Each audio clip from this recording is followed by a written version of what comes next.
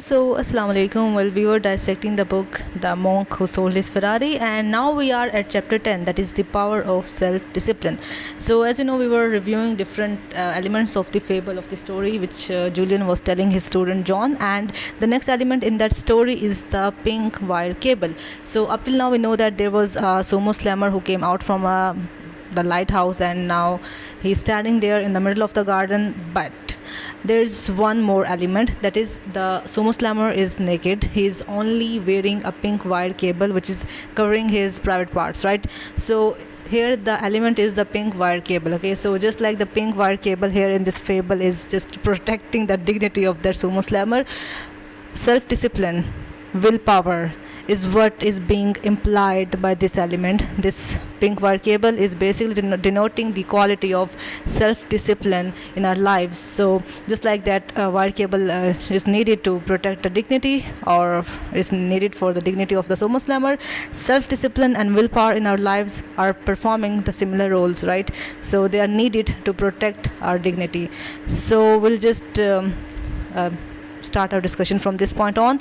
So how can we cultivate the power of self-discipline? How can we make ourselves more disciplined, right? So we are talking about self-discipline, not discipline of others. I mean, we are very good at disciplining others, but when it comes to self-discipline, we are not very good at it. So this is what needs to be done. So self-discipline roots from the very basic concept of disciplining your thoughts, right? Those who can discipline their thoughts are actually disciplining their minds as well, and when you discipline your mind, you discipline your life, and as a result you discipline your destiny, right? So everything gets sorted out when you have a control over what you say, when you have a control over what you do, and when you have a control over what you so about 60,000 thoughts, you can say, pass through our mind each day, but you can say 95% of those are just the same thoughts as we thought yesterday. So we must keep a check on what we do, on what we think, what we say, and we can cultivate the habit of self-discipline through various techniques. Number one being practice, right? So when you practice it, this willpower muscle, it builds up, right? Just like a normal muscle of your body, just like your biceps, when you exercise it increases in size, right? So when you practice self-discipline, this muscle will also grow in size, and how you do anything is how you do everything. So when you practice self-discipline in one area of your life, you get better at it in other areas of your life as well. So start simple, right? Like getting up an hour earlier before than your normal routine. So if you get up at 6, just try getting up at 5, right? So even that is a manifestation of the power of self-discipline, that you are disciplining yourself to get up earlier. Or it can be as easy as exercising, right? So just cultivating a daily habit of exercising will be a manifestation of the same concept, right? So in this way, it all depends on you how you want to use it, but you must use it to, you can say, what you use it grows, and what you don't, it just gets, you can say, atrophied, right? So it's just the same concept. So that was the one technique. The second one is the no speaking technique. I mean, you need to take a vow of silence, like you need to spend the whole day without speaking. It's not that you will not respond to anyone, but you will only speak when you're spoken to. You don't need to start the conversation by yourself, because when you control your tongue, when you can discipline your tongue, you can discipline your mind as well. As I said, how you do anything is how you do everything. So this is another technique you can do. You can practice to, you can say, improve your or cultivate your self-discipline. So the third one is quite easy. You just need to sit in your usual meditation state, and you need to repeat some words to yourself. These are I am more powerful, or I am more than what I appear to be. All the world's power and strength resides inside me, right? So this is a kind of a mantra. You need to repeat it to yourself at least 30 times a day, and you will just feel your willpower and your self-discipline improving, because then you will have a positive or a better mental picture of yourself. Like, I am more than what I appear to be. All the world's strength and power resides inside of me. And you can do it while meditating. These are the affirmations. These are the words that you repeat to yourself. These are the words that you say to yourself. But as we say, that our subconscious mind is a very powerful, a very receptive organ when you use it correctly. So this can help you improve your self-confidence as well, right?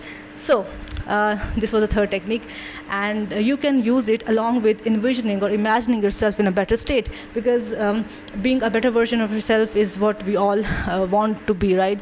So when you imagine yourself in a better body, or having a better academic record, or achieving something big, or what you want to, so then that alone will give you a motivation that is required to practice self-discipline, right?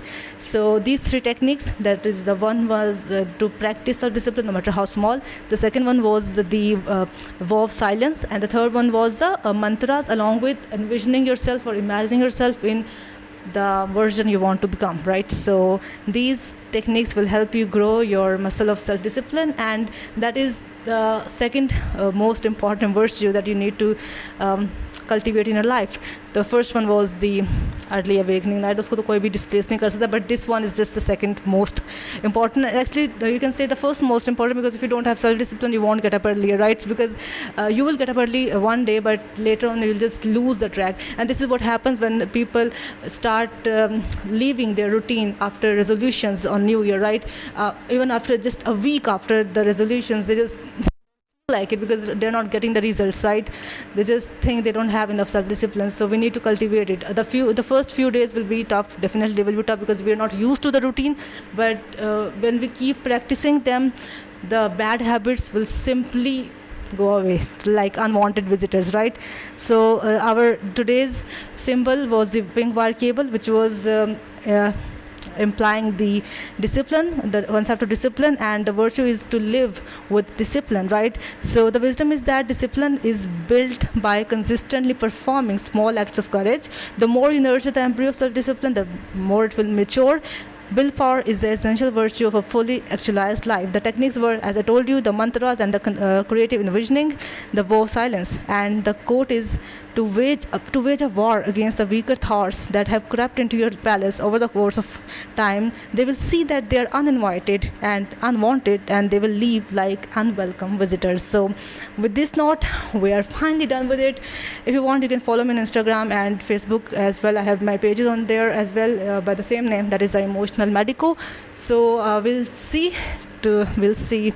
each other again in the next chapter. Well, okay, take care of yourself. Allah Hafiz.